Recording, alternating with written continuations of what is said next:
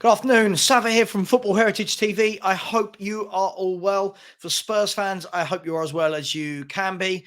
Surely by now we are used to these types of displays, aren't we? Aston Villa 2, Tottenham Hotspur 1. If I'm honest, I think the 1 flatters us. Dubious penalty for me. I'd be upset if it was given against me. Clever centre forward play. But hey, it's a penalty. We scored. Let's talk about the game. And as I said, I'm going to talk in this video about Romero being an absolute liability. I'll be honest, I'm really fed up with this guy being beyond criticism. I feel like Richarlison we're allowed to criticise. Dyer we're allowed to criticise. Højbjerg, Skip, Davis, Sanchez, Royal, Longley. But for some reason, Christian Romero keeps escaping criticism. And for me, he has been absolutely shambolic since the World Cup. And the excuses get thrown out there, but he won a World Cup, but he's playing with bad defenders, but we should build a defence around the guy. I'm sorry, I'm not buying it. I haven't seen enough from him in the 2 years he's been at this club to suggest you build a defence around him. I think Romero is loved by fans for his passion. I think he's loved by fans because he goes diving in, because of his aggression, and because he's now won a World Cup with Argentina.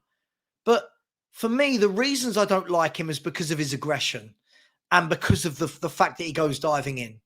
And for months it's been, oh, but it's Dyer. He's covering for Dyer. Today, on 4 separate occasions, the man went flying out 10, 15 yards out of the box to clatter into people when he had no need to. And still there are excuses made about this guy. The first goal, he runs 20, 30 yards out of our box to clatter whoever he did, doesn't get the ball. He takes the man, they come down the right-hand side, bring it across, and where Romero's meant to be, in the centre-half position, they score from. He then comes and clatters somebody else about 5 minutes after that. And then, in the second half, the free kick he gave away from which Douglas Luiz scored. Why are you going through the back of your man? Shepherd him. Try and poke it away. Why does he always have to go and clatter somebody?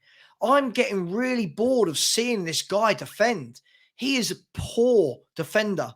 And I had people in my YouTube all week telling me he's a better player than Jan Vertonghen and Toby Alderweireld. I'm going to say that again, just so that you know that wasn't a glitch.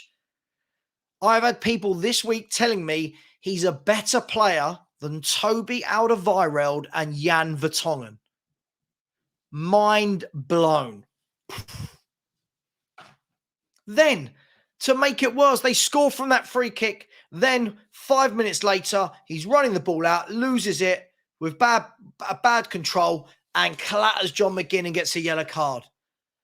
I'm sorry, at some point, I know people don't like the truth, but even all the pundits now, they're all starting to say this guy is a liability. He's a good player when he wants to be, but he is a liability. The number of reds, the number of yellows, the number of silly decisions that this man makes, we can't keep blaming it on people around him. That's enough on Romero. I'm sure some of you now will be nodding in agreement. Some of you will be going, oh, Sava, I think zero ball knowledge is the term lots of youngsters use. Hey, I've seen many defenders in my time, in my 40 years on this earth, and Romero isn't up there with any of them. All the good ones, I'm afraid, are very, very, for me at the moment, he's a good defender on his day. So, the rest of the game. What a shambolic first half. No fight, no passion, no pressing, no passing, no game plan, no energy. Very, very lethargic first half. Really, really, really disappointing. And just when you think that we can't get any worse, it keeps getting worse. There was nothing there. And we were very lucky to go in 1-0 down at half time because I thought they should have had a number of goals in that first half, if we're brutally honest. So we go in 1-0 down at half time with a gutless performance, a spineless performance, a toothless performance. I could keep throwing adjectives at this. It was shocking. We come out second half, bit more energy, a bit more. We learned how to get them on the counter-attack, bit more. Kulu was lively when he came on. but there's nothing there. There's no oomph. We don't press. We don't close down. All in all, some people will be sitting watching this video going, oh, Savvy, you're always negative. But that's now 9 away games without a win. That's our worst run in all competitions since 2000, our worst run in 23 years. We've now conceded, 59 goals. 59 goals. Absolutely shambolic. I don't know, guy. I just don't know where the club goes now. Got to get to the end of the season. Need to get these last 2 games out of the way.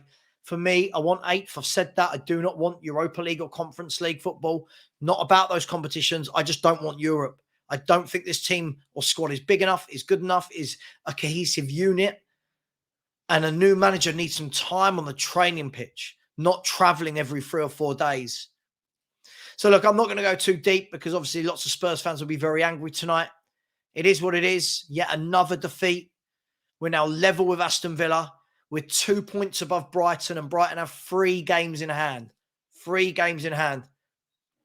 I think we'll beat Brentford, and then I think we'll lose to Leeds. Will that be enough to get European football? I really don't know. All in all, not angry anymore, just disappointed.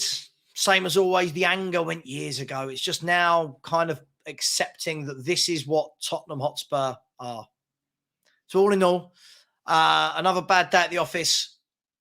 Hope you're all well. Let's hope we get a new director of football. That's the most important thing. Then a manager, and then we can do something in the summer. But the belief is waning in that happening. And this guy needs a beer. So take care, everyone. Have a good night. And don't forget, we're back tomorrow for the Spurs review at 8 p.m. Take care. See you later.